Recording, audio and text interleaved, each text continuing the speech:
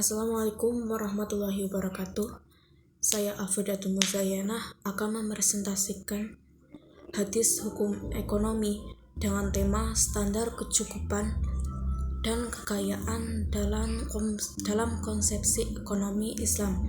Dalam beberapa literal klasik merujuk kepada sumber yang disampaikan oleh Sayyidina Umar R.A., di mana beliau berkata, "Seandainya aku bisa hadir kembali dalam kehidupan masa lalu yang telah kulewati, maka aku pasti mengambil kelebihan harta, benda yang ada pada orang-orang kaya, kemudian akan membagikannya kepada orang-orang fakir dari kaum muhajirin."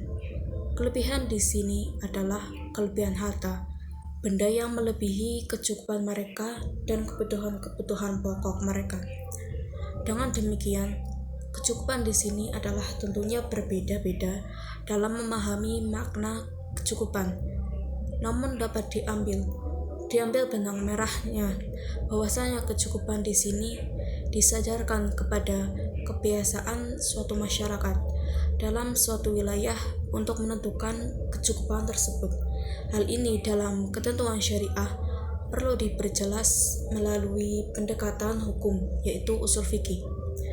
Pendekatan normatif atau hukum yang dimaksud melalui kaidah-kaidah yang telah ditentukan syarak berkenaan dengan makna kecukupan tersebut di atas yang disandarkan kepada makna kebiasaan atau dalam usul fikih disebut dengan urf.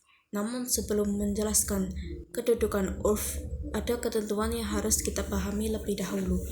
Makna dan kedudukan al-urf. Pengertian menurut istilah amru al-mutakaniru min khairi al-qiyas atau sesuatu yang dilakukan secara berulang-ulang dan berkesinambungan tanpa ketentuan dengan pertimbangan akal.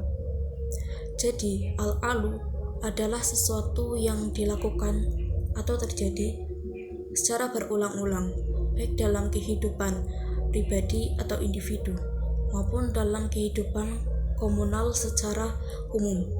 Pada dasarnya, secara bahasa, al-urf dan al-adah memiliki satu makna, karena al-adah terambil dari al-mu'adah atau sesuatu yang ditradisikan sehingga menjadi dikenal dan mempan di tengah masyarakat.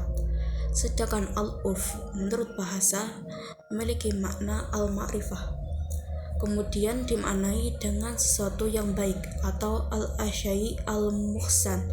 Al-ma'ruf lawan dari kata al-munkar.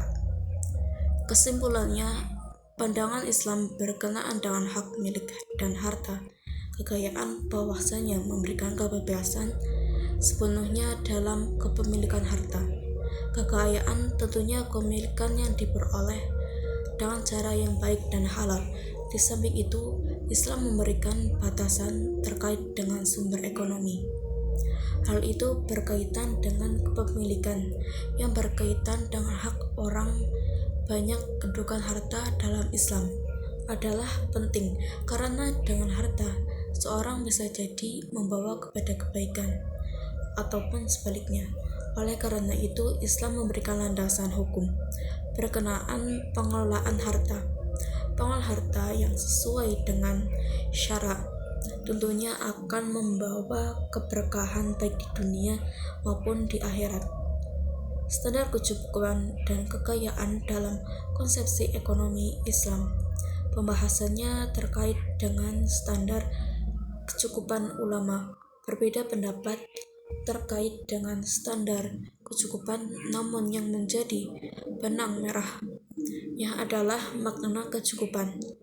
Kalau dilihat dari sisi urf, maka bisa memberikan titik terang, dimana kalau dilihat melalui urf, kecukupan disandarkan kepada kebiasaan dan kebanyakan masyarakat dalam mendefinisikan standar kecukupan dalam suatu wilayah atau daerah.